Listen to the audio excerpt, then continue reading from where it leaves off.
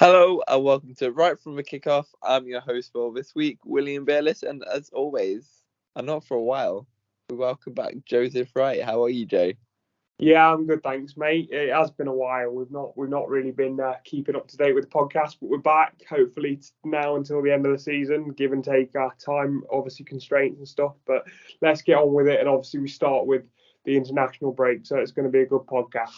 Yeah, it certainly is. We're going to talk about some main talking points like the Maguire controversy, the World Cup draw coming up, and of course Harry Kane getting one goal closer to being England's all-time leading goal scorer.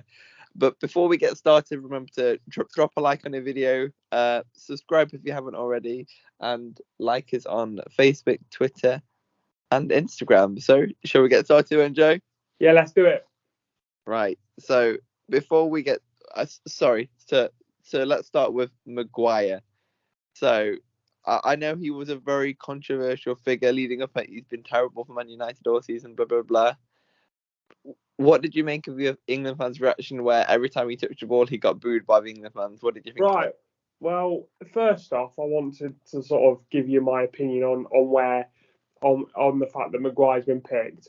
I personally, from a footballing sense, and this is clear, footballing sense, I don't think Maguire should have been picked because for me, this whole thing, he's been better for England. He's obviously good in the England setup, and he's obviously not good for his club. The excuses the media come out with of like, oh well, he's always good for his country. For me, if you can't perform for your club in a 38 game season, that kind of tells you you're off form. Having said all of that, but I've talked to you about this prior to the podcast, haven't I? You know that's my opinion on his performance in general. But once you wear that England shirt and once you're on the pitch, you have my full support. You back the manager, you back the players, and for me personally, obviously Maguire getting booed, I think is disrespectful and disgraceful, really, because at the end of the day, the manager's picked him. He obviously has enough confidence in him. You forget that these managers like Radnick and Southgate work with him on a daily basis, so they're obviously seeing something that we're not in training and kind of his own personality. If he wasn't good enough, he wouldn't be getting picked by these managers. These managers have got the footballing brains better than mine or yours will, haven't they?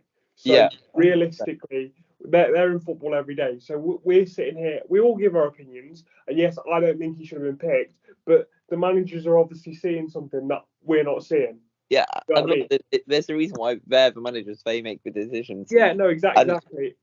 And like you said off air as well, if he doesn't, he obviously fits the England setup a lot better playing the back three, doesn't he? So you can tell he plays with so much more confidence playing with England. We used to see how he took the ball going forward. And the one thing I do want to say about Maguire, he is resilient. Even after being booed, even after having a poor season, he didn't put a foot wrong yesterday, did he? So that just shows the kind of character he is. Yeah, another thing that I want to touch upon with it all, and I just wanted to get your kind of opinion on this, Will, because I've kind of been doing a bit of research. Obviously, Harry Kane's put a tweet out after the game saying obviously about the fact that he shouldn't be booed and etc. etc. Quite a few. Then Tottenham tweeted it out. There's been no tweet from Man United. What do you make of that? I mean, for me personally, I understand it's an issue. It is an issue, and it needs to be addressed by the players themselves. I don't think other clubs need to be involved. I don't think Tottenham putting a tweet out, and then obviously it begs the question, why did Man United not put a tweet out? But I think realistically, you can read quite a lot into that, can't you? I think by the psychology with the club and the way the club are viewing their own captain at the moment, and the way obviously the fans are kind of viewing their captain. What do you make of that? Like, just with the kind of controversy after the game and all. This is the first time I'm hearing about that particular thing where Tottenham tweeted out. I don't have a problem with Tottenham tweeted out. I think it shows solidarity. But the point you're making is, why did Man United? And that begs the question. And I think you're absolutely right. It just shows the ethos around Man United at the moment. Obviously, we're going to get onto it later on about the issues going on about Man United, the old Man United way, which we'll talk about not later. existent now, is it? But we'll go on to that. But yeah, that's a whole different issue. But it's still showing that trait in this whole scenario as well. And I think, yeah, I think it was good how other players were also coming in to help him show his support, because they are a team. And the Euros for me, United is all, regardless of what happened in the final and the fans acting like idiots. But that's a whole different issue. But this we've had 4 England fans together, which it hasn't in our lifetimes, has it not, since '96? Yeah, but bearing in mind the player in question that we are talking about, I don't think anybody can say that Maguire wasn't at his top level when he was playing for England in that tournament. He was possibly one of our better players, and he came back. He came from an injury as well. You know what I mean? He didn't play in the first 2 games, if you remember. Yeah. He slotted straight back into the England setup.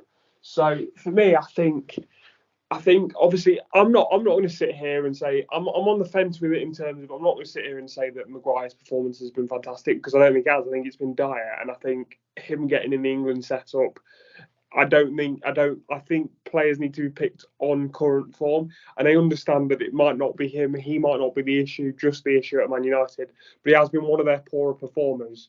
But I honestly think when you look at the way he performs for England and the way he's performing for United, yes, the setups are different, but we're going on to the United situation.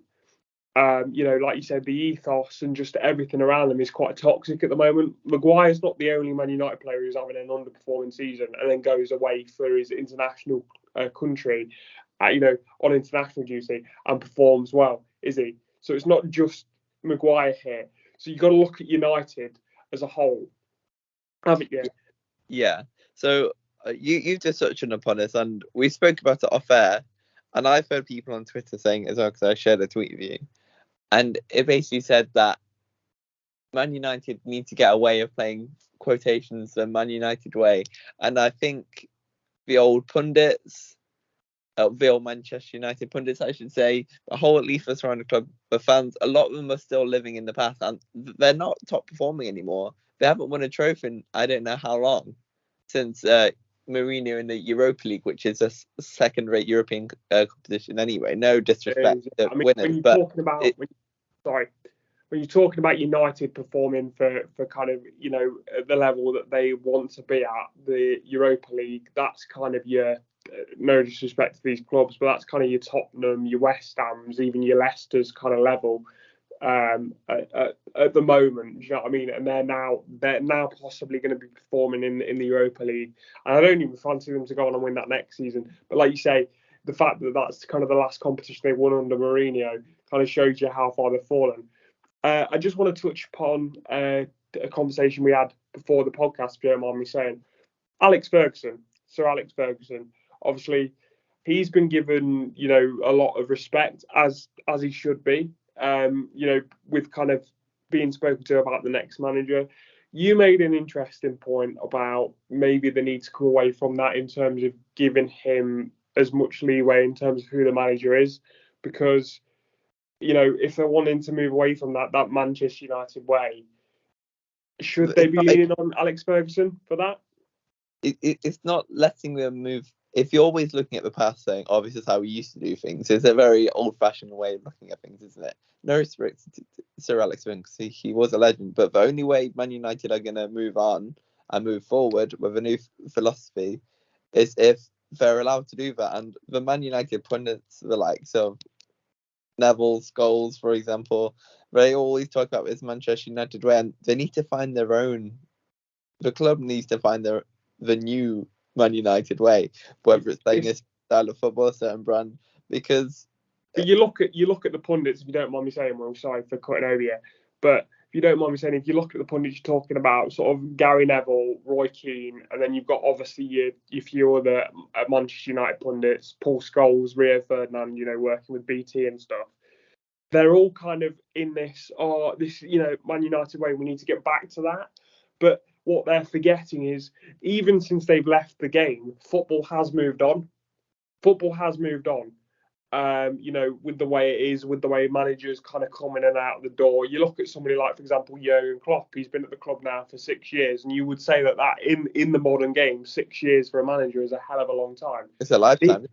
and he won't be there for another 6 years. He will not be there for another 6 years. But that's not because he won't be performing well. That's because he'll probably choose to move on. Do you know what I mean? Yeah. And it's just the way football works now. But I think personally, I think these players who were in this bubble of Alex Ferguson, the Man United way, this is the way we did things. They've got to understand they're not involved in the club anymore. They're not involved in that bubble anymore, and they need to realise they are just pundits. As much as they're ex-players and they're very good ex-players, football has moved on, and they need to move on with it. So whenever they kind of come across and they go, oh, this used to be how we used to do it, so we need to get back to that. It's like, well, no, because football is very much social media dominated now. Which it wasn't back, it's sort of 10, 12 years ago, was it? You know what I mean? It's very football, social media dominated. It's very, you got to change with the times very quickly now because everything is so accessible all the time. And I just feel like I feel for kind of young lads coming through into a big club like United, because even though they're told about this great ethos, it's not there anymore at the club, and you can tell that. And they're giving so much hate to their captain, going back to the original point, Maguire, who realistically is trying his best, but they're human beings. We've said that you're going to feel the pressure. If somebody's been saying stuff about you online, you're going to know about it. Like, I could genuinely put a tweet out to Harry Maguire today and have a go at him. Just a normal person. Do you know what I mean? And he could read that, and yeah, he might not respond, but it could affect him. Do you know what I mean? If he reads it. And I think players need to try and shut off, but it's so difficult in this day and age, which is what the old players don't understand. Yeah, and I just want to touch it. You're completely right there. I just want to touch on another point as well that you alluded to there. Is that so far Man United are one of the best performing commercial clubs in the country. In the world, in fact. And I know we spoke it off air as well, but if they carry on like this, not winning, being contradicted in how they want to play, not letting them do that, I think that won't carry on, because if they're not winning and if they're not successful, it's not going to be an upward trajectory. It's going to start to dip. And I think we've already started to see that dip, because young fans aren't going to want to support Man United, like you say. They're going to be wanting to support Man City, Liverpool, Real Madrid, like the top performing clubs in the world, like even PSG now. Like, it's just not sustainable, and if they carry on like this, they're going to start to fall away. Well, if you don't mind me saying, and I mean, this is just me going from my own club's perspective, and of course I'm going to bring Leicester into it because I always manage to do it, so I apologise, but I'm going to do it anyway. If you look at when we won the Premier League, the amount of fans that we got from that, yes, it wasn't the same amount as kind of United would get on a regular basis, or Man City or Liverpool, because obviously we're not competing for those trophies every season. But when we won it, we got an influx of fans, and that was just off one season. And we now still have quite a few fans that you wouldn't necessarily have got had you not won the title. There's two Leicester Fan TV. They have two guys who are very nice guys. I've spoke to them personally as well on Leicester Fan TV. Two American guys, actually one's Canadian, one's American, and they say that they picked they picked Leicester obviously when they won the title, and that's kind of the story of them. But that's because we were out there and we were winning titles. The whole point of a commercial gain is because you're winning stuff and you're being successful, and that's how Leicester got those two fans and a couple more. There's a Leicester bar in America now, whereas, do you know what I mean? Whereas there wouldn't have been before. But going back to United, that's what we mean, is if you aren't winning things, the influx of money, the commercial people buying the kits with the names on the back, everything, it will start to. It takes a lot of time to not happen.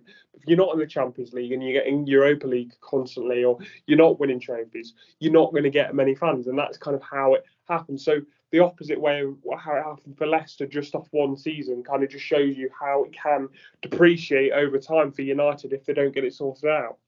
Yeah, 100%. Yeah, and it'll be hard to see if they do carry on the way they are and what trajectory of where they're going to end up, because like we say, I don't think it's going to end too well, is it?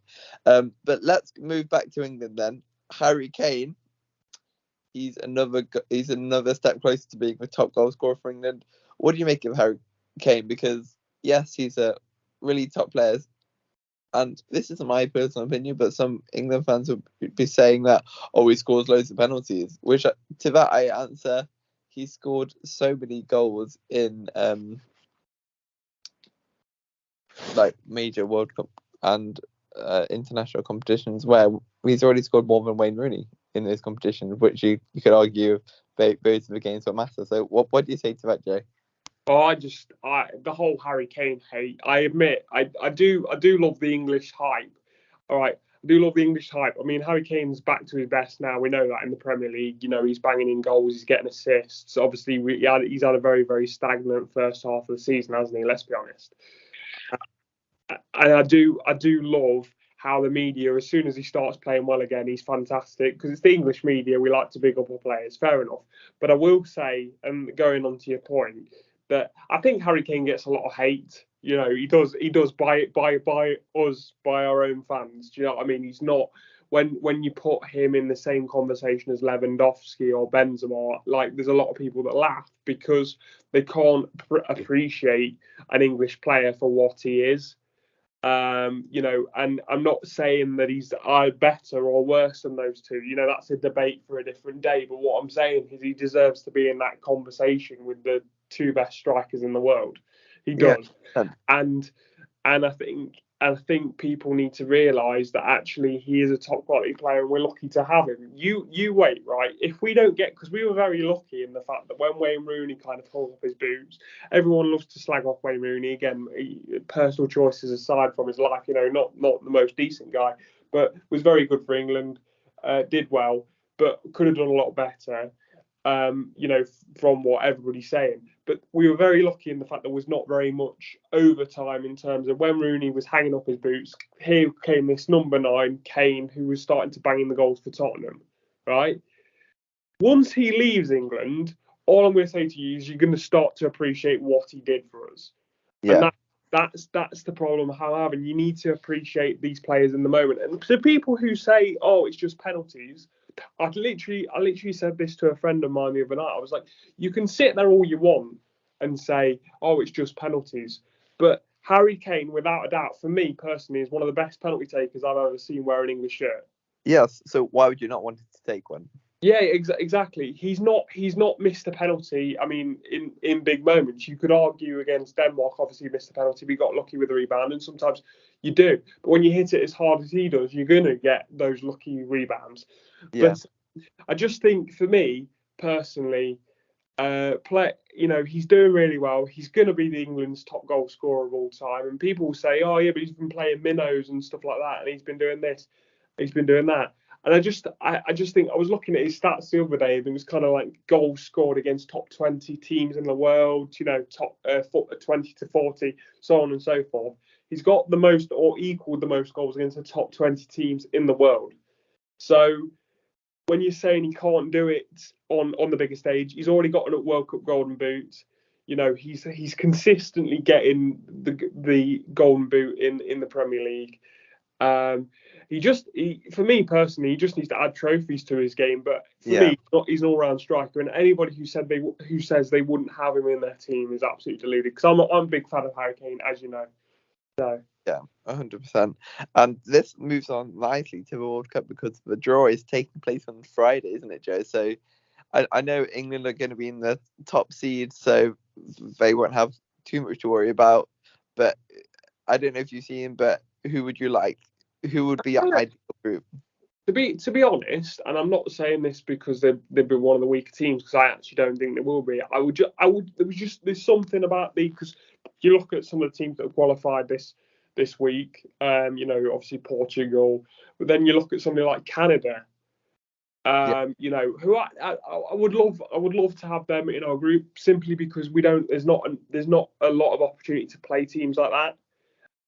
So to see a team like that play against England would be nice.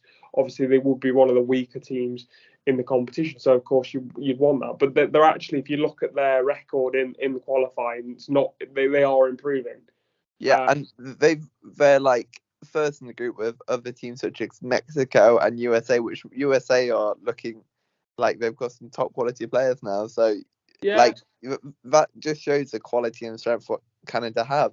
Yeah, you look at somebody like Alphonso Davies, who's really kind of leading the line, but he wasn't even I think he was injured when they qualified and they won 4-0 against Jamaica. So to have a team like that in, fair play to them, first time in 36 years that they've qualified. You look at somebody like Ghana, for example. Would I like to see them in the group with England? Yeah, of course I would. Again, it's just you're forgetting the World Cup. These are teams that you don't get to play. Obviously, you have the European Championships, but you don't get to play those in the European Championships. So what I'm saying is, I quite like to see different teams against England. Just because you get to see different players and you get to see what they get to bring. Because you forget that we get excited about the World Cup, but this is what I love about the World Cup: is every nation in the world gets excited.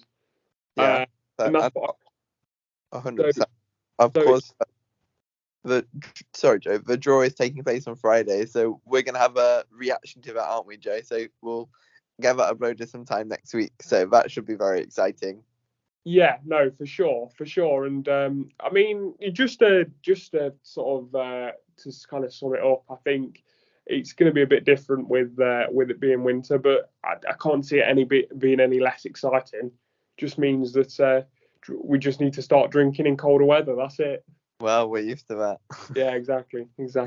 But yeah, I think that'll be a very good point to leave it there, Joe. So thanks very much for this week. Do you have anything else to add? Yeah, I'm going to start just do a mini one. Joe asked Will Tells again. So just going on to the point I just made, just very quickly, what do you think about the World Cup being in Qatar, and should it be? I mean, obviously your opinion now is going to happen. So, but what are your thoughts about obviously FIFA giving it to Qatar, and is it going to affect the morale in the World Cup? Obviously hot weather. What's your actual thinking about this? Obviously the hiatus in the Premier League's going to need to happen because of the World Cup. What is your thinking? Well, Joe, you asked for a mini one. This could be a whole 2-hour conversation. It could. But just to kind of sum up your feelings about it. First of all, it should never be allowed in Qatar. A humanitarian crisis already there. The amount of people died building the stadiums. FIFA literally have blood on their hands, and it shouldn't be going ahead. It's going to disrupt the Premier League, which is a whole different issue. We can talk about that itself.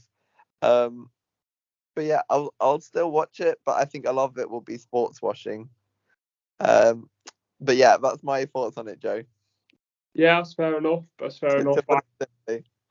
I'd agree with all of that. I think it's very controversial. It's probably one of the most controversial World Cups there's ever been. So we'll just have to wait and see. But yeah, we'll leave it there. And join us for our reaction, sort of on Friday or beyond for the World Cup draw. Let us know in the comments, either on Facebook, Instagram, or Twitter, what you'd like to see, who you'd like to see play. What do you think? Because we haven't touched upon it. What do you think about teams like Italy not being at the World Cup after winning the Euros? Is that a massive loss? Would they have rather won the Euros and not be at the World Cup? Let us know. And just give us your comments. Yeah, we would love to hear them, won't we? Yeah, for sure. But yeah, we'll be live with we'll be back with the podcast with our reactions. Awesome, Joe. Well, on that note, I'll see you next week then, Joseph. See you next week.